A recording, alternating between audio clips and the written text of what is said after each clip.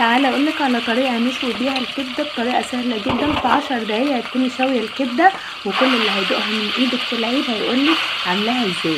هتقولي لهم بالطريقه دي اللي انا عاملاها لك. بس اعملي لي لايك وتصلي على النبي عليه افضل الصلاه والسلام، وما تنسيش تدوسي اللايك لان بزعل منك جدا جدا. هتجيبي لي بصلايه وفلفلايه وفصين توم وليمونه، ولو عندك عصير طماطم حط معلقتين، ولو ما عندكيش اضربي مع البصله طماطمايه.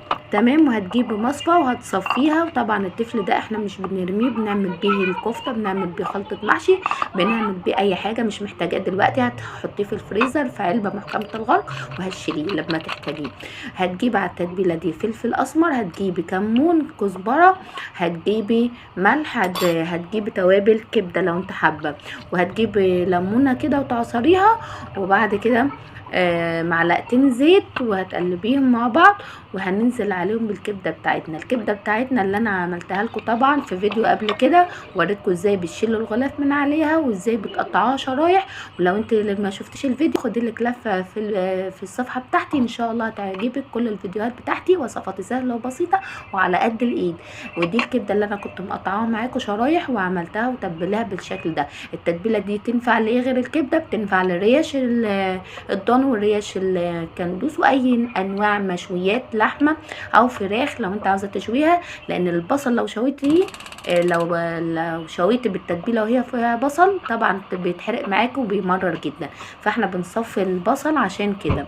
وهتنفع معاكي في اي حاجه انت هتشويها، لو هتشوي كبده، هتشوي فراخ، هتشوي لحمه، اي ريش، اي حاجه.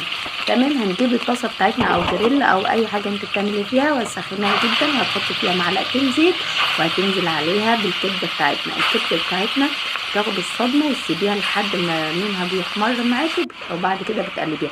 هتقولي ايه ده اللي انت حاطاه كمان؟ هقول لك دي فراخ. ما كانش طبعا عندي بنت ايولي ما بتحبش الكبده، فانا حطيت معاها فراخ، خدت من نفس التتبيله وتبلت الفراخ وبرده وسبتها. ولو انت قدرت تسيب الكبده او الفراخ او اي حاجه هتتبلها ساعه ساعتين يكون افضل، ولو قدها من بالليل يكون افضل وافضل يا قلبي. يا رب وينعاد عليكم الايام بخير. بس دوسوا لايك، ولو انت لسه ما اشتركتش معايا في القناه يا ريت تشتركي عشان يوصلك مني كل جديد.